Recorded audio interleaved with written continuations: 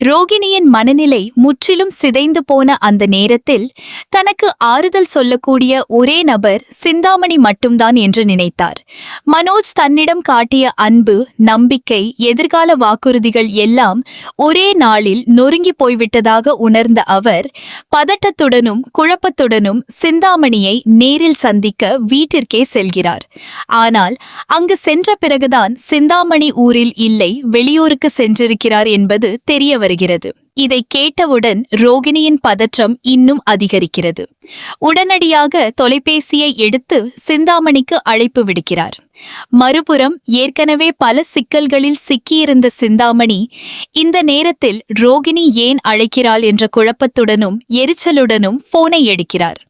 ஆனால் ரோகிணியின் குரலில் இருந்த அதிர்ச்சி, வேதனை, துடிப்பு ஆகியவை அவரை ஒரு நொடி அமைதியாக்கிவிடுகின்றன. என்ன நடந்தது என்று மெதுவாக கேட்டவுடன் தன்னை நேரில் பார்க்கவே வீட்டுக்கு வந்ததாகவும் எப்போது திரும்பி வருவீர்கள் என்றும் ரோகிணி பரபரப்பாக கேட்கத் தொடங்குகிறார். அப்போது சிந்தாமணியும் தானும் ஒரு பெரிய பிரச்சனையில்தான் சிக்கியிருக்கிறேன் என்று கூறுகிறார். தான் தற்போது முத்துவின் பாட்டி இருக்கும் ஊருக்கு வந்திருப்பதாக சொன்னதும் ரோகிணி இன்னும் அதிர்ச்சியடைகிறார். ஏன் அந்த ஊருக்கு சென்றீர்கள் என்று கேட்டபோது அங்கே நடந்த சம்பவங்களை சிந்தாமணி விவரிக்கத் தொடங்குகிறார். ஆனால் அதை கேட்டுக்கொண்டிருந்த ரோகிணிக்கு தன்னுடைய பிரச்சனைதான் உலகிலேயே மிகப்பெரியது போல தோன்றுகிறது. மனோஜிடம் நம்பிக்கை வைத்து அவனுக்காக கையெழுத்திட்டு உதவியதையும் அவன் பணத்தை ஏற்பாடு செய்ய முடியாது என்ற எண்ணத்தில்தான் அவசரப்பட்டு முடிவு எடுத்ததையும் நினைத்து வருந்துகிறார். ஆனால் இப்போது அதே மனோஜ் இன்னொரு பெண்ணை திருமணம் செய்து கொண்டு நின்றிருக்கிறான் என்ற உண்மை அவரை உள்ளுக்குள் நொறுக்கிவிடுகிறது. நான் அவனை நம்பினேன், அவன் என்னை விட்டு போக மாட்டான் என்று நினைத்தேன். ஆனால் இப்போது அவன் என்னை முழுவதுமாக ஏமாற்றிவிட்டான் போலிருக்கிறது என்று அழுதபடி பேசுகிறார்.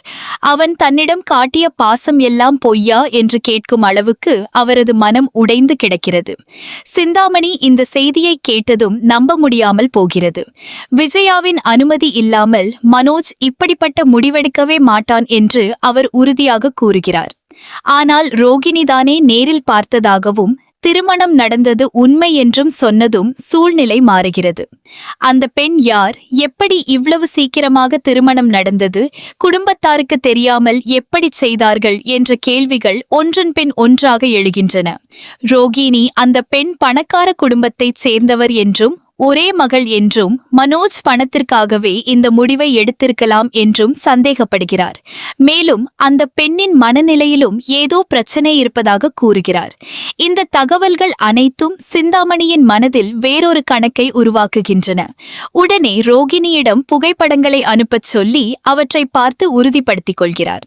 பின்னர் கவலைப்பட வேண்டாம், நான் வீட்டிற்கு வந்த பிறகு பேசிக்கொள்வோம் என்று கூறி அழைப்பை முடிக்கிறார். ஆனால் போன் வைத்த உடனே சிந்தாமணியின் முகத்தில் ஒரு விசித்திரமான சிரிப்பு மலர்கிறது. இதுவரை தன்னை அவமானப்படுத்தியவர்கள் இப்போது தாங்களே பிரச்சனையில் சிக்கியிருக்கிறார்கள் என்ற எண்ணம் அவருக்கு ஒருவிதமான திருப்தியை தருகிறது. அவருடைய கணவர் ஏன் இவ்வளவு சந்தோஷமாக இருக்கிறாய் என்று கேட்டபோது என்னை எவ்வளவு வேதனைப்படுத்தினார்களோ அதே வேதனை இப்போது அவர்களுடைய வீட்டிற்குள்ளே நுழைந்திருக்கிறது என்று கூறுகிறார். உடனே ரோகிணி அனுப்பிய புகைப்படங்களை விஜயாவுக்கு அனுப்பிவிட்டு அவற்றை பார்த்துவிட்டு தன்னை தொடர்பு கொள்ளும்படி சொல்கிறார். அந்த புகைப்படங்களை பார்த்த விஜயா ஒரு நொடிக்கு உறைந்து போகிறார். மனோஜ் மற்றொரு பெண்ணுடன் மணமகன் கோலத்தில் நிற்பது அவரால் ஏற்றுக்கொள்ள முடியாத காட்சியாக மாறுகிறது. இது உண்மையா? யாராவது போலியாக உருவாக்கியதா அல்லது தன்னை பதறச் செய்யும் முயற்சியா என்று குழம்புகிறார்.